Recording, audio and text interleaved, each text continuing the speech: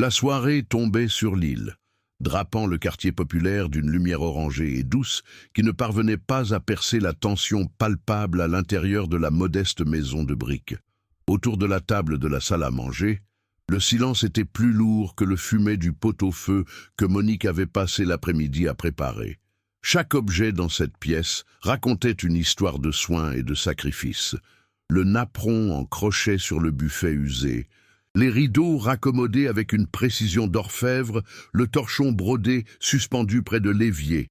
Monique, assise le dos droit, mais les épaules voûtées par une fatigue ancienne, regardait ses mains posées sur la toile cirée. En face d'elle, sa fille Aurélie et son gendre Stéphane mangeaient sans un mot, leurs visages fermés contrastant violemment avec la chaleur que leur mère s'efforçait de maintenir dans ce foyer qui, était plus tout à fait le sien. Le premier coup fut porté par Stéphane, sa fourchette heurtant l'assiette avec une agressivité contenue. Il commença par se plaindre des factures, sa voix chargée d'un mépris à peine voilé, chaque mot une pierre lancée dans le silence. Il parlait de dépenses superflues, de charges qui s'accumulaient, et son regard se posait sur Monique, comme si elle était la source de tous leurs maux. La femme de 65 ans se tassa sur sa chaise, tentant de se faire encore plus petite, plus invisible, un réflexe acquis au fil des mois. Elle ne dit rien, son visage marqué par les rides de l'inquiétude se figeant dans une expression de tristesse résignée. À côté d'elle, le petit Léo, son petit-fils de 7 ans, avait arrêté de manger. Ses grands yeux expressifs passaient de son père à sa grand-mère, sentant l'orage gronder sans en comprendre la cause. Sa petite main cherchant discrètement celle de Monique sous la table. Pour défendre son mari, ou peut-être pour se convaincre elle-même de sa propre importance, Aurélie prit le relais. Ses paroles furent plus cruelles encore, car elles venaient de sa propre chair. Elle accusa sa mère de ne pas comprendre la réalité de la vie, de ne faire aucun effort, d'y être une présence passive et coûteuse. Puis le mot fut lâché. Tranchant comme une lame de rasoir dans l'air épais de la pièce, « Tu es devenu un poids mort pour nous. » Le monde de Monique s'arrêta. Le souffle coupé, elle sentit le sol se dérober sous ses pieds. Un poids mort. Était donc ce qu'elle était devenue. Après une vie entière de ménage, de couture, de sacrifice pour que sa fille unique ne manque de rien. Le bruit des couverts cessa. Seul le tic-tac de la vieille horloge du salon rythmait le vide abyssal qui venait de s'ouvrir dans sa poitrine.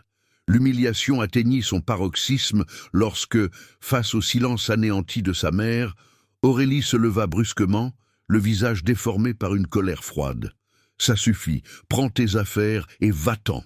On ne veut plus de toi ici », cria-t-elle en pointant la porte d'entrée. La phrase résonna comme une condamnation finale, irrévocable. C'est à cet instant que Léo éclata en sanglots, un cri déchirant qui brisa la stupeur générale. Le petit garçon se jeta sur sa grand-mère, s'agrippant à sa jupe comme à une bouée de sauvetage, son petit corps secoué de spasmes. « Non, mamie, pars pas !» supplia-t-il entre deux hoquets. Monique, le cœur en miettes, ne voyait plus que le visage baigné de larmes de son petit-fils. Était la dernière image qu'elle emporterait de cette maison. Le seul amour véritable dans un monde qui venait de s'effondrer. La nuit lilloise l'enveloppa d'un froid humide qui s'infiltrait à travers son vieux manteau. Assise sur le banc d'un arrêt de bus, sous la lueur blafarde d'un lampadaire, Monique n'attendait rien ni personne. Les phares des voitures balayaient son visage, mais elle ne les voyait pas. Le monde continuait sa course folle autour d'elle, indifférent à la femme invisible qu'elle était devenue. Dans son esprit tournaient en boucle les mots de sa fille, chaque syllabe une nouvelle blessure, un poids mort. Elle sentait le poids de ses 65 ans, non pas dans ses os fatigués, mais dans le vide glacial qui avait remplacé son cœur. Le petit sac posé à côté d'elle contenait toute sa vie, quelques vêtements, une brosse à dents et l'album photo qu'elle avait réussi à saisir avant de franchir le seuil pour la dernière fois. Les souvenirs affluaient, non pas comme une douce nostalgie, mais comme les témoins d'une vie de labeur qui n'avait abouti qu'à ce banc solitaire. Elle revoyait ses mains, jeunes et agiles, cousant les robes d'Aurélie pour la kermesse de l'école. Elle se souvenait des nuits passées à frotter les sols d'immeubles de bureaux pour payer les cours de musique de sa fille, des repas qu'elle sautait pour s'assurer qu'Aurélie ait toujours une assiette pleine. Chaque sacrifice avait été fait avec amour, dans la croyance naïve que cet dévouement construirait un lien indestructible. Elle avait élevé sa fille seule, après le décès prématuré de son mari, lui promettant qu'elle ne manquerait jamais de rien. Elle avait tenu sa promesse, mais à quel prix? Celui de sa propre valeur, apparemment. Une vague de désespoir pur la submergea. Que devenait une femme comme elle, sans argent, sans famille, sans personne pour remarquer sa disparition? Elle imaginait les refuges surpeuplés, la pitié dans le regard des travailleurs sociaux, la lente déchéance de ceux que la société a mis de côté. Ses mains, autrefois si habiles et créatives, tremblaient maintenant sur ses genoux. Elle lui semblait étrangère, inutile. Elle était une couturière sans fil, une mère sans enfant, une grand-mère sans son petit-fils. La solitude N était plus une peur abstraite. C était cet air glacé qu'elle respirait, cette obscurité qui menaçait de l'engloutir tout entière. Elle ferma les yeux, souhaitant simplement disparaître, s'effacer comme une vieille photo jaunie par le temps. C'est alors que ses doigts, en se crispant sur son sac, sentirent une épaisseur familière dans la doublure. Un petit volume dur, cousu avec un soin méticuleux des années auparavant, son secret, la somme de toute une vie de privation, de pourboires mis de côté, de petites économies réalisées sur chaque course. Billet par billet, elle avait amassé cette petite fortune, environ 35 000 €, dans un seul but, ne jamais être un fardeau pour personne. C était son assurance dignité, le trésor qu'elle destinait à ses vieux jours pour ne pas dépendre de sa fille. L'ironie de la situation était si cruelle qu'elle aurait pu en pleurer, si seulement il lui restait des larmes. Mais au lieu des larmes, une autre image s'imposa à son esprit avec une clarté foudroyante. Le visage de Léo, inondé de chagrin, ses petits bras s'agrippant à sa jupe comme s'il se noyait. « Non, mamie, pars pas !» Ce cri d'enfant était la seule chose authentique qu'elle avait entendue ce soir-là. C était un amour pur, inconditionnel, qui n'avait rien à voir avec l'argent ou les obligations. Cet amour était sa bouée de sauvetage. Pour lui, elle ne pouvait pas sombrer. Pour lui, elle devait se battre.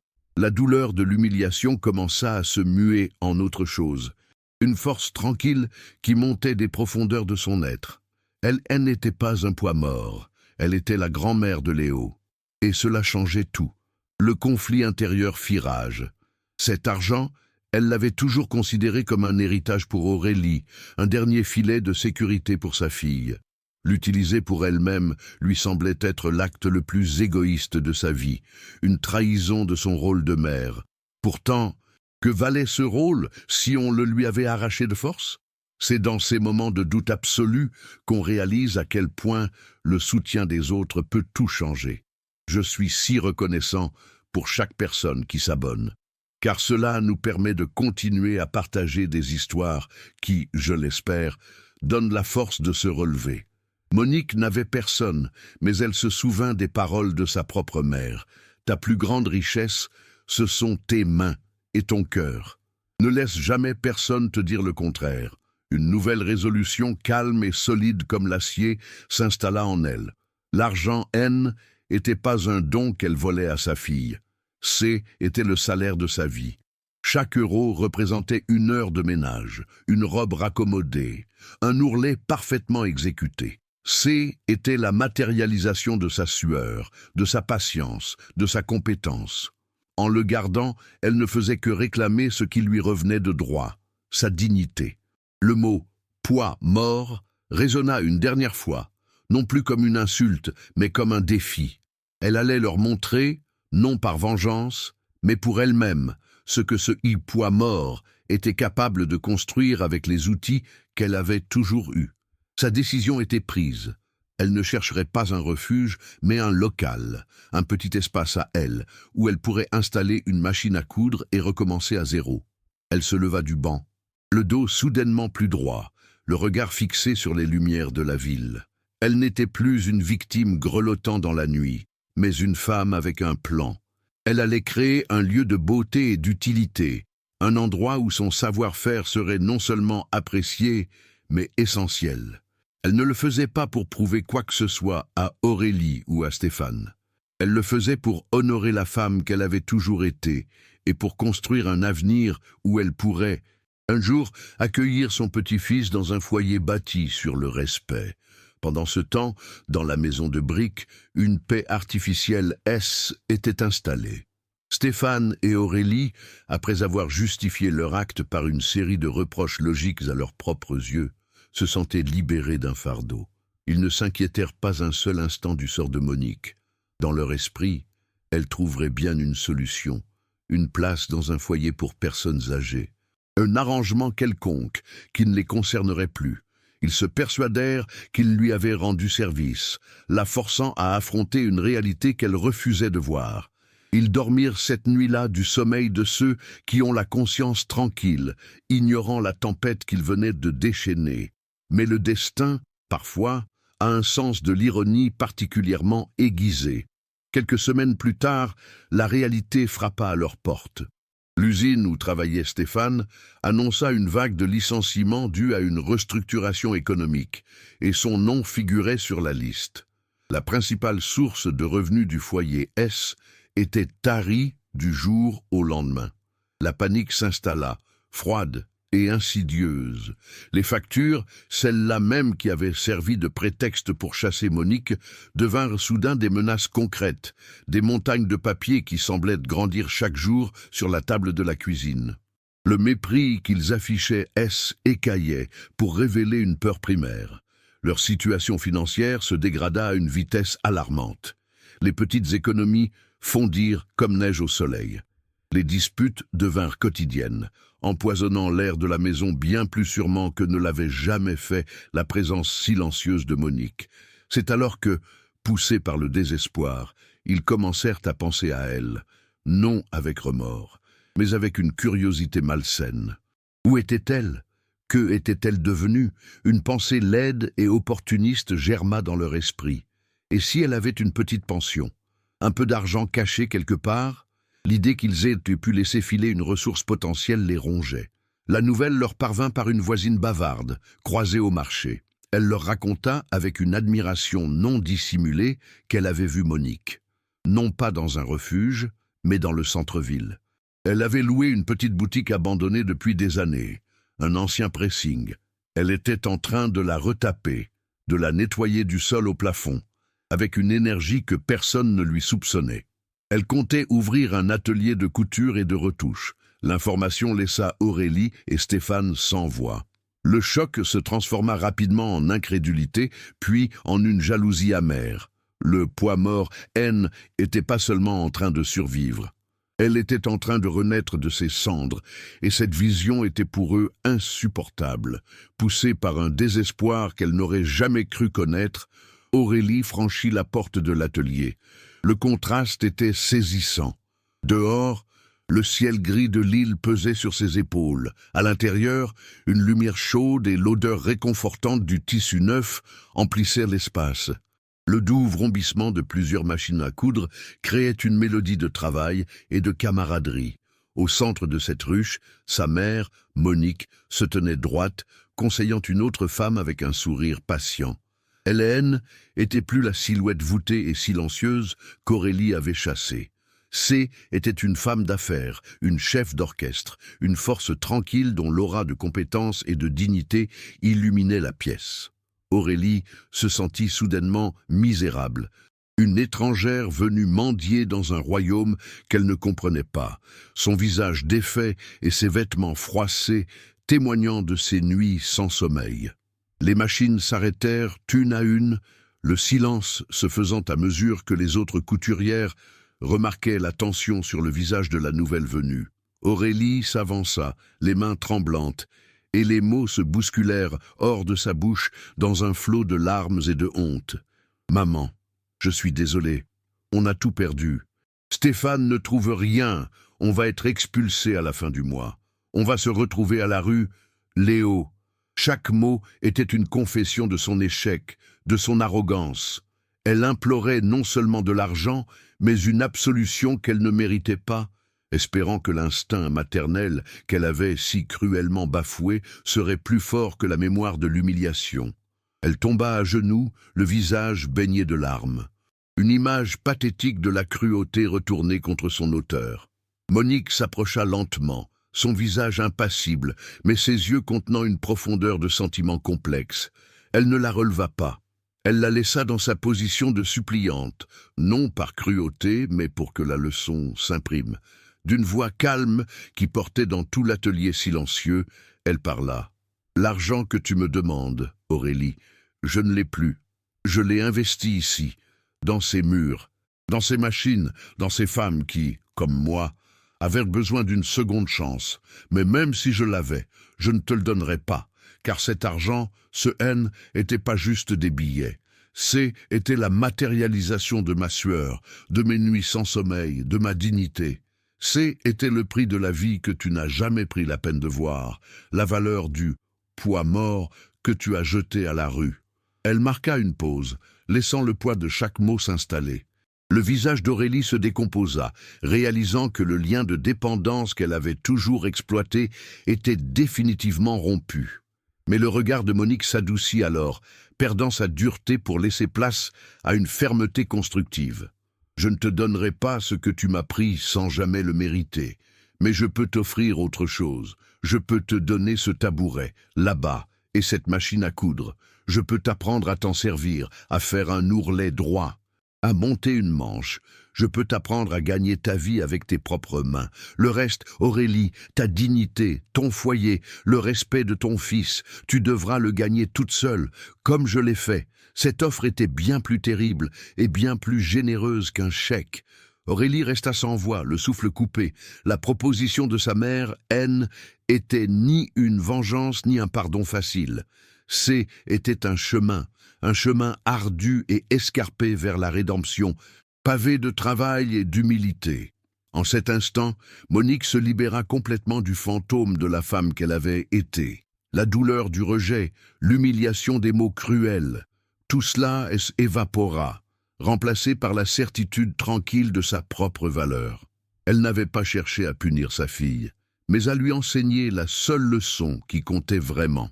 En lui offrant un outil plutôt qu'une aumône, elle lui offrait une chance de se reconstruire et se donner à elle-même la paix finale. La victoire de Monique N n'était pas dans la détresse de sa fille, mais dans sa propre capacité à transformer sa plus grande blessure en sa plus grande force. Aurélie accepta. Ce fut le début du chemin le plus long et le plus humble de sa vie. Assise sur ce simple tabouret, face à la machine à coudre, elle se sentit dépouillée de tout son orgueil. Ses mains, habituées à taper sur un clavier ou à tenir un téléphone, étaient maladroites, gauches. Les premiers ourlets étaient tordus, les fils s'en mêlaient, et la frustration lui montait souvent aux larmes. Mais elle persévéra, sous le regard patient de sa mère et des autres femmes de l'atelier, qui ne lui offrirent ni pitié ni mépris, mais une indifférence constructive qui la força à ne compter que sur elle-même. Chaque jour, elle apprenait non seulement un métier, mais aussi l'humilité. Elle découvrait la valeur d'un travail bien fait, la fierté silencieuse de transformer un simple morceau de tissu en quelque chose d'utile et de beau. Lentement, point par point, elle ne recousait pas seulement des vêtements, mais les lambeaux de sa propre dignité. L'atelier, que Monique avait poétiquement nommé « les fils d'or », devint rapidement bien plus qu'une simple entreprise de retouche. Il se mua en une coopérative florissante, un refuge pour les femmes que la société avait jugées trop âgées, trop lentes ou trop brisées pour être utiles. Était un lieu où les compétences de chacune étaient célébrées, où les rires se mêlaient au bourdonnement des machines, créant une symphonie de résilience. Monique était le cœur de cette nouvelle famille, une matriarche non par le sang, mais par le respect qu'elle inspirait. Les week-ends, son petit appartement au-dessus de la boutique résonnait de la voix joyeuse de Léo. Le lien entre la grand-mère et son petit-fils, purifié de toute tension familiale, s'était renforcé. Voir ces vies se reconstruire est une récompense immense, et je suis profondément touché par chaque personne qui s'inscrit pour nous permettre de continuer à partager ces histoires de courage. 5 ans plus tard, les Fils d'Or étaient une institution à Lille, réputée pour la qualité de son travail et l'esprit qui y régnait. Monique, dont les cheveux avaient blanchi mais dont le regard brillait d'une force tranquille, était une figure respectée de la communauté. Elle observait avec une fierté tendre Léo, devenu un jeune adolescent, l'aider à organiser des rouleaux de tissu après ses cours. Un soir, Aurélie passa le chercher. Elle était plus la femme amère et angoissée d'autrefois. Ses vêtements étaient simples, mais son port était digne, son visage apaisé. La relation avec sa mère S était reconstruite sur des bases saines, faites de respect mutuel et d'une affection pudique. Avant de franchir la porte, elle se tourna vers Monique. « Merci, maman, dit-elle doucement, pour la leçon la plus dure, mais la plus juste de ma vie. C était tout, mais C était tout ce qui comptait. » Monique les suivit du regard alors qu'ils éloignaient dans la rue, marchant côte à côte. Un sentiment de paix profonde l'envahit. Ce n'était pas la victoire sur l'ingratitude, mais le triomphe de la reconstruction. Elle retourna à l'intérieur, dans la chaleur de son atelier, accueillie par l'odeur familière du tissu et de l'huile des machines. Elle caressa le métal froid de sa propre machine à coudre, l'instrument de sa libération. Elle avait appris la leçon la plus essentielle de toutes. Le véritable amour ne consiste pas à se sacrifier jusqu'à disparaître, mais à se construire assez solidement pour devenir un phare pour les autres. Assise dans le silence de son royaume bâti de ses propres mains, elle sourit. Elle n'était plus un poids pour personne. Elle était un pilier, et elle était enfin véritablement chez elle.